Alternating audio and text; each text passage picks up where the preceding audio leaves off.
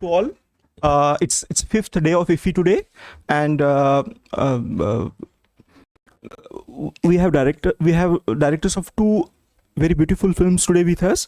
One of whose India premiere took place. That's Promises, and we also have a director and crew of Rhino. For Promises is a movie which was first of all, I would like to welcome all our online viewers. The event is being streamed live on our YouTube and other social media channels. So a warm welcome to all of them also. And all of the dignitaries present in the audience, I would request them to please use mic while asking questions so that the questions will also be captured in the videos. For Promises, we have with us Thomas Kruithof. Yes, Thomas's movie Promises was screened in World Panorama. It was Indian premiere of the movie. He's born in 1976. He's a writer and director. His earlier works include Scribe and Retention. The small synopsis of the movie goes it goes as follows. Clemence, a fearless mayor of a town near Paris, is about to complete a final term of her political career. With her faithful right-hand man Yazid, she has long fought for this town plagued by poverty, unemployment and slumlords. However, when she's approached to become minister, ambition rises, questioning her devotion and commitment to her citizens. Will her political integrity and election promises stand? That's how the story of this thing goes. I'll request Thomas to please say a few words, then I'll go to the next movie, and then we will take the question. Will you please introduce yourselves and speak about the movie a little? Me? Huh? Okay, well, but basically it's a movie about politics. It's a movie about I would say local politics, and it's a deep dive in the energy, in the conflicts of local politics in the suburbs of Paris. And basically the mayor of, played by Isabelle Huppert, is a mayor of a small city, and she's in between as a specific place of a mayor in the political ladder. She's between the citizens of her city that she knows their name, she knows their problems, and at the same time she needs the help of the central state. And there's some on both ends there's a lot of indifference and misunderstanding, and so I guess. It's a movie about politics, but I wanted to do a movie about politics that would not be about conquering power. That would be more what do you do with the power you get, and how you manage to try and change the life of a bunch or many of the citizens who voted for you. So, I mean, the film is about that. It's about political courage, commitment, and also ambition and personal flaws, and the chaos that there is in the political system in which you try to achieve something. That's what the two main characters struggle all throughout the film. Okay. We also have today with us director and actor of the movie Rhino, Oleh Sentsov, and we also have crew of the movie Veronika. The movie is selected in World Panorama section, and its Asia premiere took place today. So, did you attend the premiere? How was the response?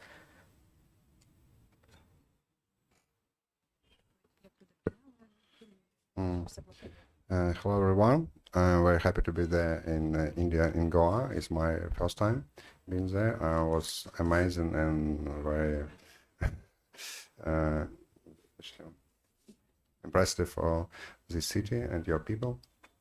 I'm very happy to present my film, my ASEAN Premier here in Goa. It was a huge hall, and more people come to me after this screening and embrace my hand and said, "Oh, it's so impressive film." So my film is very violent, very tough, and very hard. So man's film about 90s, about criminal times in my country in Ukraine, where some criminal guys, as this is Rhino, is the main character, was powerful in city. When after collapse of USSR, my country Ukraine was so ill and sick. But the God, our that times now is ended, but we remember about the hard times and want to show to us and to you how we lived before. For those of us who could not catch the movie earlier, it's a story of a petty thief, a young man nicknamed Rhino, who quickly works his way up the criminal hierarchy in 1990s. In the 90s of Ukraine, he's usually known. He's only known power and cruelty. So, how he changes when he sees that nothing is left to lose, but he can only find chance and redemption. A few words about Oleh Sentsov. He was born in 1976 in Simferopol. It's a Crimean Oblast, Ukrainian SSR. He's an ethnic Russian, and from 1993 to 1998, he has studied economics at Kiev and later took courses in film directing and screenwriting in Moscow. You have earlier done 2 short movies, A Perfect Day for Banana Fish and The Horn of Bull. The Gamer, his first feature was also debuted at the Rotterdam International Film Festival in 2012, and which later on I think led to you can say support for the Rhino's production. That's how it seems. So we also have with us a crew member, Veronika. Veronika, would you like to add something? Would you like to speak about your experience in general? Anything that you would like to share with us? Yes, hello. It's a huge honor for us to be here. It's really a lovely moment to have our Asian premiere in Goa, and this wonderful festival that treat us so well. And I have to say that competition is huge this year, and it's wonderful how many great movies are presented here.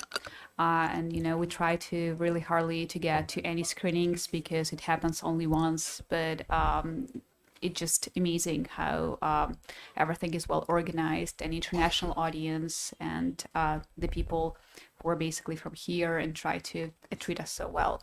And adding about the movie, yes, we just had we were very it's with it's not nervousness or concern, but we were not sure how the local audience would understand the movie because it's very local contest. When you talk about this post-Soviet space, collapse of Soviet Union, it's always the topic that is hard to understand. But I think arts really connect people, and in the Rhino movie, everyone could see themselves in a way that that our life is some combination of choices and probably environment around us. And there's a question how much control we have over those circumstances.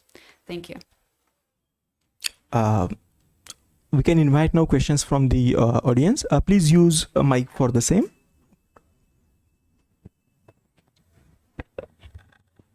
The promises, I seen film yesterday with you also, your interactions from there. The political scenario changing throughout the world, not in France only, but India also. So how you feel that the changing scenario of the world politics in the contest today? Can you repeat the end of your question? Yes, political scenario throughout the world is changing. Every country is changing the political scenario. In India also the same thing is happened. What you want to say about your film promises? What type of picture you want to see in the future of the politics? I didn't want to say anything specific about political context. I mean, the only thing I wanted to say or to capture is the impossibility that you have in the French system to, or maybe it's because of our system or because of our current situation, but the impossibility to agree on something, to reach a consensus. So that's part of my film, like the probably speaking on some truths about politics that's current, but politics is a community of interest and power struggles, and basically it's a collection of point of view, and the film is about also the impossibility to reach an agreement and to understand each other, I think.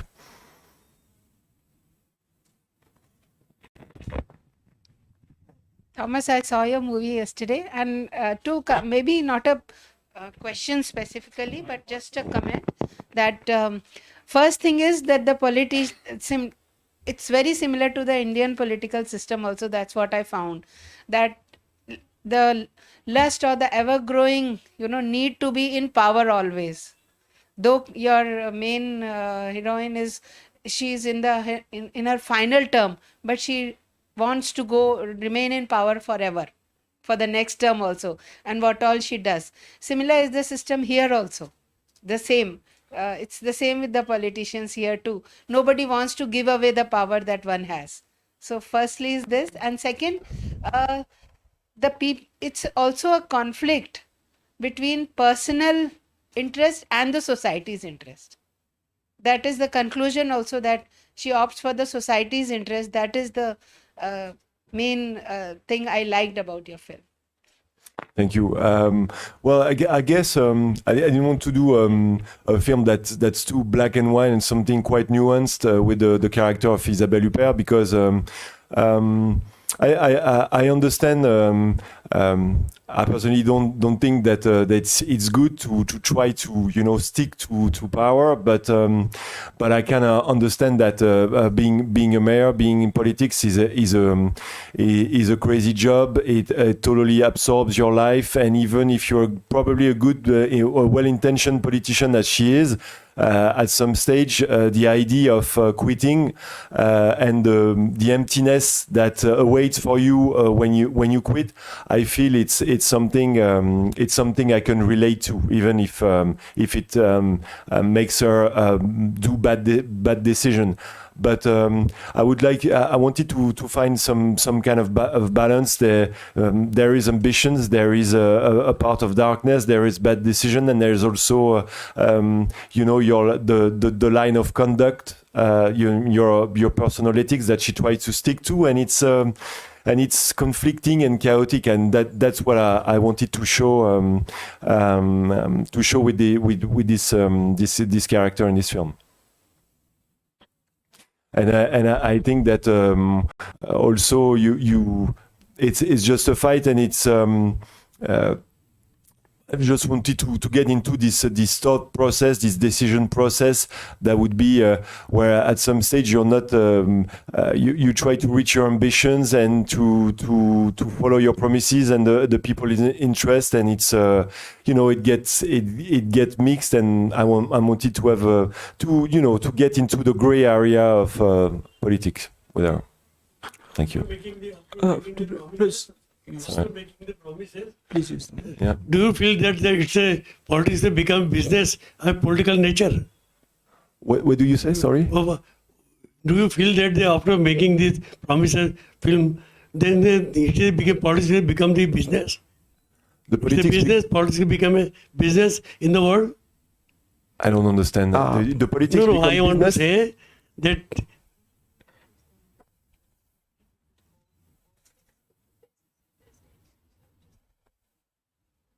Oh, no, I wouldn't say that. I mean, it's not what we talk about in this film.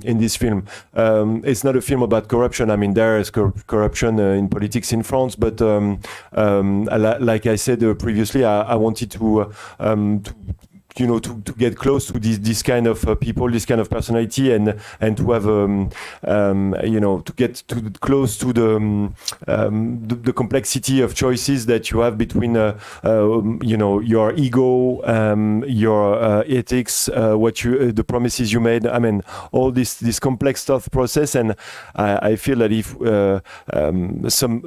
at some stage during the film the characters are close to lying, bending the rules. But I felt that to tell something about this thought process, I could not go in my story into corruption, because once you talk about corruption in politics or in a film, and it's a perfectly proper subject, you cannot talk about the rest. I mean, as long as you're corrupt, you're corrupt. It's not say that it's all black and white, but it cannot become black and white.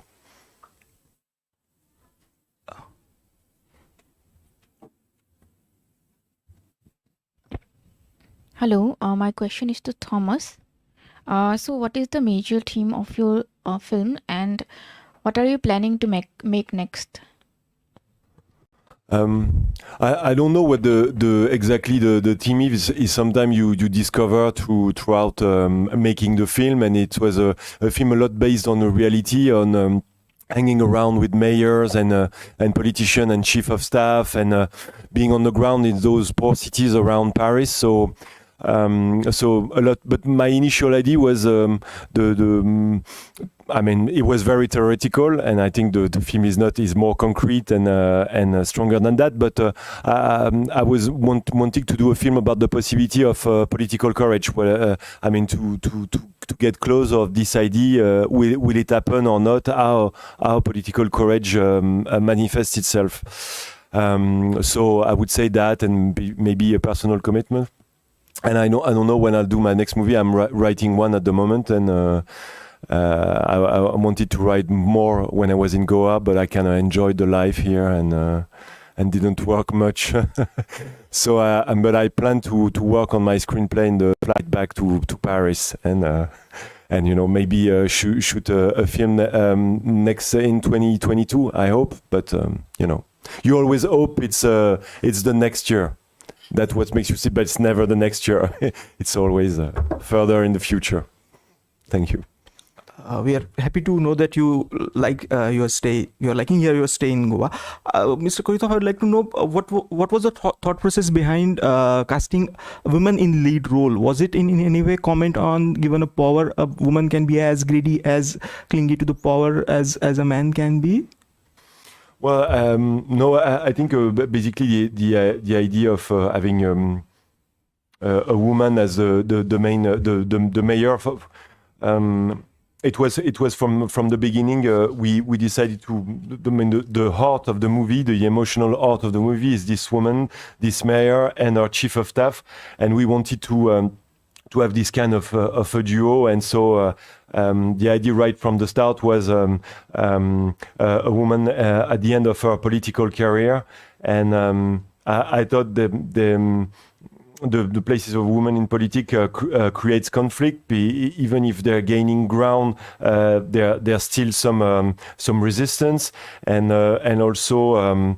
I thought it would be more interesting, and I also had the idea of Isabelle Huppert to play it. So sometimes when you write a script, at some stage you think about characters, and you try to think about an actor and to forget it to write but the thinking about an actor helps you kind of share an idea with your co-writer about the character, and then you forget about it. But this time we got back to the original idea, and luckily she accepted to be in the movie.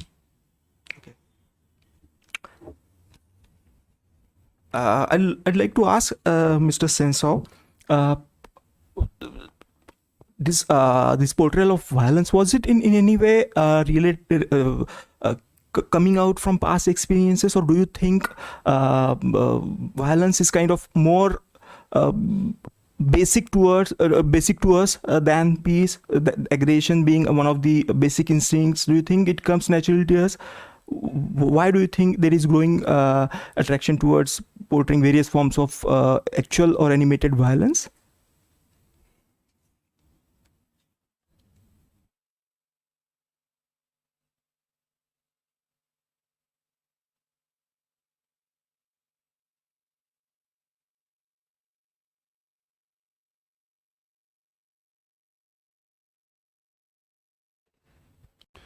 As a first, yes, the script based on a real story of my friend. He lived very different and not good life part of them, but he has changed after some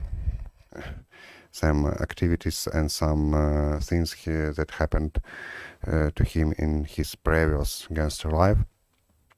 And I had a goal only show this criminal world without some romantic, without some cool guys, without some good guys, only show how it is, and it is not so wonderful world. It's very bad world, and with worse and worse guys. But one, I hate violence. I don't like criminal dramas. I don't like criminal things, criminal films. It's my first and last this film about this Sam, but this Sam never was shown in Ukrainian cinema. It was my goal to show the new generation young boys how it was, because some of them think, oh, it was cool times. Oh, maybe we could do some against a bank and doing this shooting and live very sparkle, brilliant life. No, life was always short, always sparkle, but always ending only bats and dies.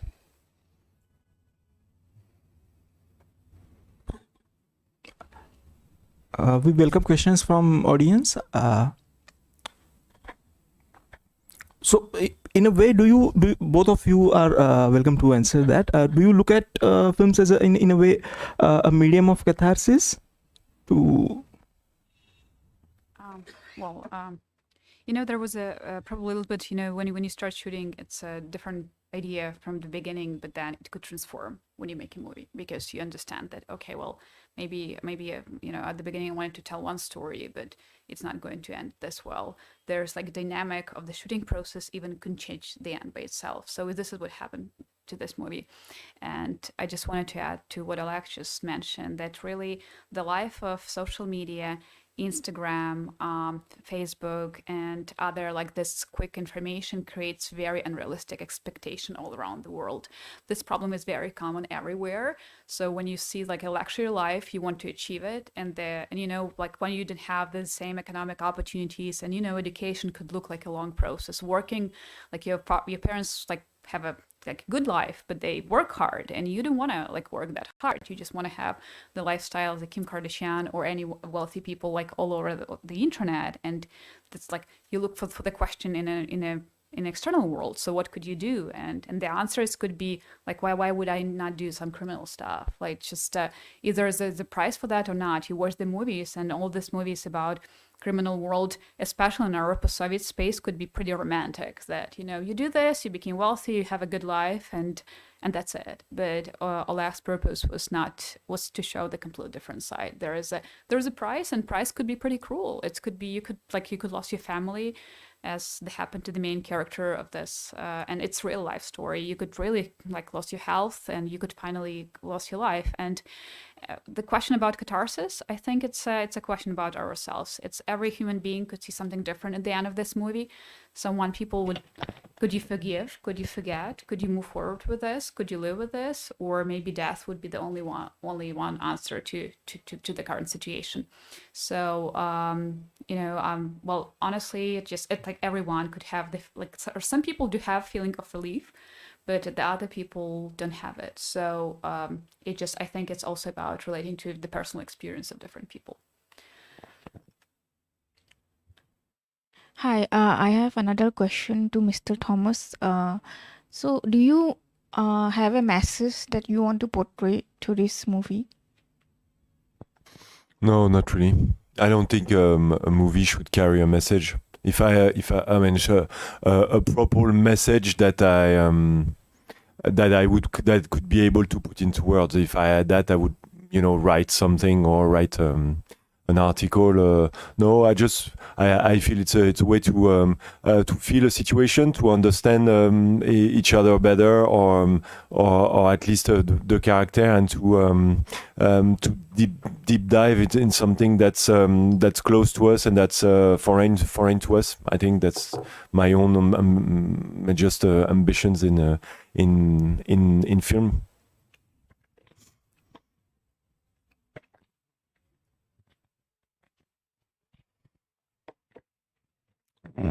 Okay, so I wanted to ask all three of you, what was that moment in your life when you genuinely fell in love with filmmaking?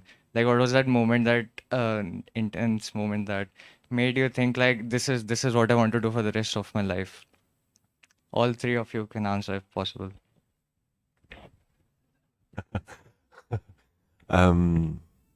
I don't know. I think it was the first time I was on the set and I shot a short movie, and I felt I was probably the most inexperienced person on the set. I had convinced some persons to do the movie with me, and I thought it was absolutely absorbing, and I felt home. So.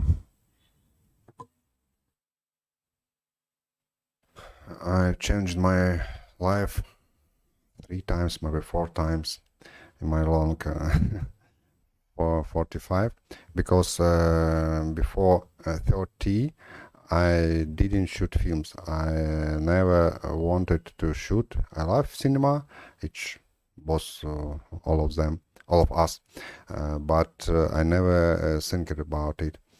But in my 30 birthday, I decide, I want to shoot cinema. After that, I'm going to prepare for that. This is not mistaken information about film school in Moscow. I didn't learn in any film school. I'm a director who made myself. I have my self-education. I just watched huge classic cinema films and watched some courses about how shooting, and started to shoot in my short film. After that, feature film. Rhino is my just second film, because I have very big gap, because 5 of my years I was in Russian prison. It's political accusation after Russia has occupied Crimea, my homeland. And now I'm still shooting cinema because I love it too much. I reading the books. Now I have 6 books, and it's translated in some languages. And I don't know what I will be doing in 5 years and 10 years. I know one, I will change my life, because we have only one life, but we wanted to live more life, It's my reincarnation is in the one life. Thank you. Oh, thanks. You are the third person that you wanted answer from. Okay. It just like movie. It's something that happened to my life. I never thought that I would be involved somehow, but it's always like life circumstances over the like I live in the United States for a long time, and then during the COVID time I decided that I would like to spend time with my Ukrainian family, and I came to Ukraine, and then I work here or there. I'm working in like more in a PR and advocacy stuff and everything, and then in Ukraine I decided, okay, well, if I work, if I have another like hours in the morning to work, and I got involved at this project Rhino, and apparently movie is kind of addicting story, because once you get there it's very hard to withdraw. But yes, it's and you meet so many people, you're discovering a completely different world, and you live in that world for a year or two, like while you're making the movie. So I have no idea what's going to happen next, but it seems that movies is going to be in my life for some time, for sure. Thanks. I would request 3 of you to speak about anything if we may not have covered anything that may have been left unsaid, and you want to share it with us. we just probably, we would like to say like another thank you for this wonderful place, and for your time here, for coming here to listen to us. And we are very honored, and we are very delighted to be here. So thank you so very much. Thank you all, and we expect to see you again in future IFFIs. Thanks, and welcome again on behalf of IFFI organizations, and we'll call it end of this conference. Thank you very much.